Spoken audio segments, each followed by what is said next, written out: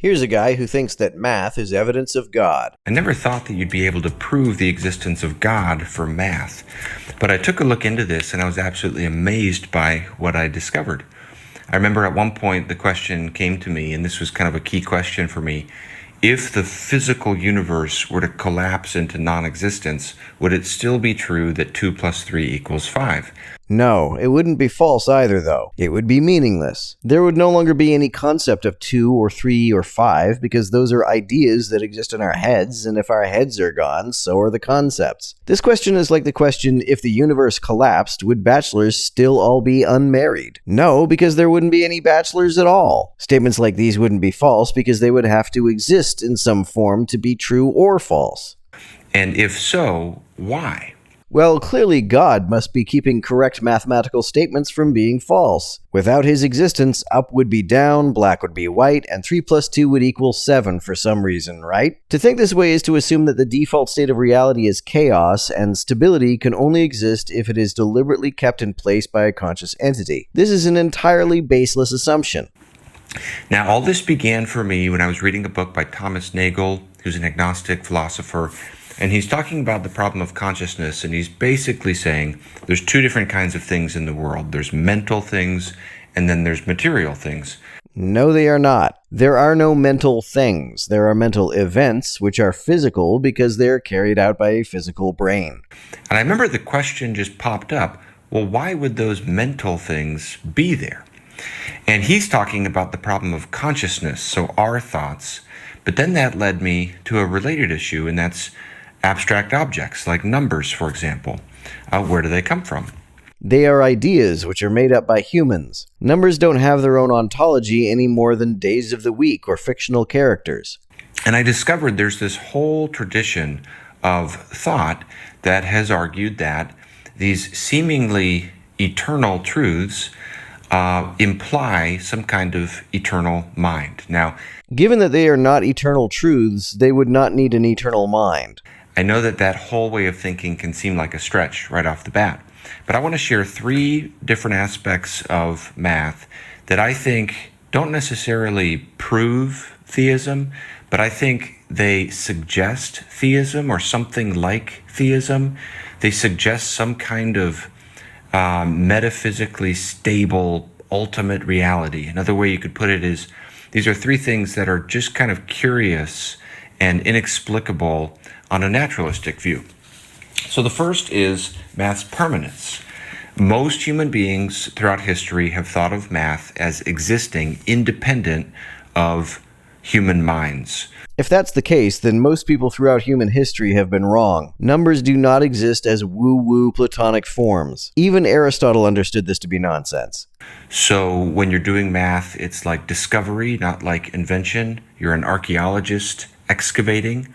It's both. For example, triangles are an invention. They don't have any free-floating existence independent of human minds, but whoever invented the idea of the triangle may not have understood all of the implications inherent to this idea, which is why Pythagorean theorem was a discovery. Sometimes we invent things without knowing everything about how our inventions behave.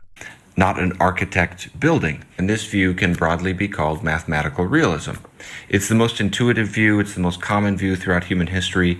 No, the idea that numbers exist as some kind of spooky, immaterial entities is not the most intuitive view. It is a clearly absurd view. Even today, among working mathematicians, there's one book that is called The Mathematical Experience, and it estimates that about 65% of working mathematicians are realists. The British physicist Roger Penrose described this view really well. He said there's 3 different realms of reality. There's the physical realm of objects, the mental realm of ideas, and the Platonic realm of mathematical forms. Only one of those realms is even remotely coherent. And he raises the question, well, how do you know that the mathematical realm, the Platonic realm, is real?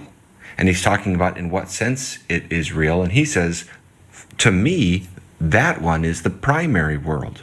Both the other 2 are its shadows. That was Plato's position, and even Aristotle, Plato's student, could tell it made no sense. In his book Metaphysics, he points out that it makes no sense to speak of numbers as entities unto themselves because they're just a measure of the quantity of something being counted. Different mathematicians have come up with different metaphors to describe this sense of discovery when you're making progress and discovering a new theorem or something like that. Again, you can invent something and then make discoveries about that invention. For example, you could calculate what day of the week it was on the summer solstice of a year that occurred before days of the week were invented. The fact that you could discover that in some such year it was a Wednesday would not prove that Wednesdays exist as Platonic forms. Paul Erdős talked about the book as this metaphor for God writing a book, and it contains all the different mathematical truths that are out there, and whenever you discover a new one, it's like reading a new page in the book. Sylvan Cappel talked about this sense of transiting into a new world. So he said we live in the physical realm with these coarser, more ambiguous objects, but when you're doing math, you're working, he called it an ice palace. It's this more precise world with hard edges and clarity. And it's a fascinating image for a realist view of math. It's like you're discovering something that's out there. I like to think of math as kind of like this invisible castle that rises up around us. You can't see it, you can't detect it, but you can discover it through thought. And the question that comes up is, on naturalism, where does that realm come from?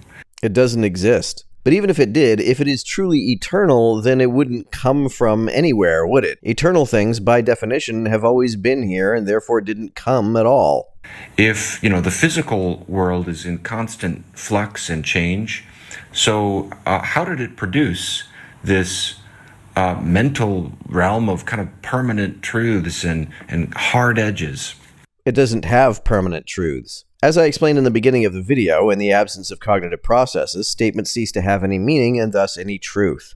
And on naturalism, I suppose you'd say that this is just a curiosity. On theism, you have some more categories to try to understand the nature of math as we experience it. Now, there's disagreements about this, and it gets controversial, but most theists, for example, have said that mathematical truths trace back to the ideas or the thoughts of God, which is actually a fascinating way to think about math and why we experience it as we do. You speak about mathematical statements and probably also logical statements as though, in the absence of God, true statements could be false and false statements could be true. You talk as though without God, there's nothing to keep 2 plus 3 from equaling 7. This is plainly incoherent.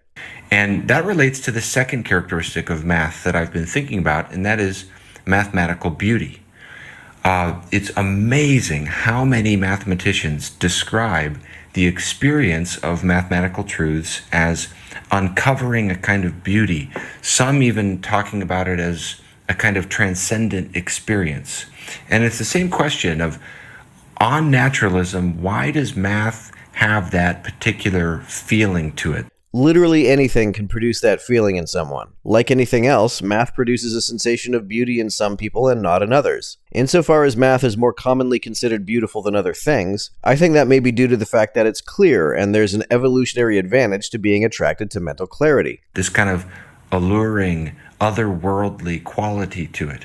Whereas on theism, math, you can even see math as this kind of revelatory thing. A genuine avenue of contact with something beyond the physical realm. That doesn't make any sense. The physical realm is the realm of space-time. Beyond is a spatial orientation, and you can't have a spatial orientation independent of space itself. In fact, you can't even have existence independent of space-time, because to say that something exists independent of space-time is to say it exists nowhere and never, or it is capable of existing without existing anywhere or ever. That's a contradiction. And I think that's a more elegant way of looking at math and all abstract truths. But I understand, not everyone finds that convincing, talking about math as beautiful. I never enjoyed math growing up, so I can understand how not everyone will see it that way. But there's a third characteristic of math that isn't dependent on those first two, and that's the applicability of math to the physical world.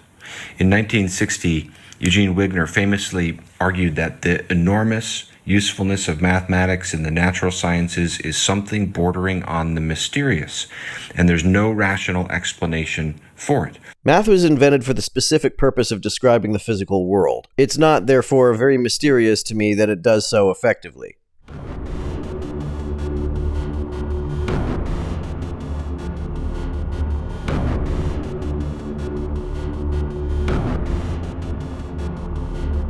To everyone who helps me out on Patreon, you're a big help. Thanks so much.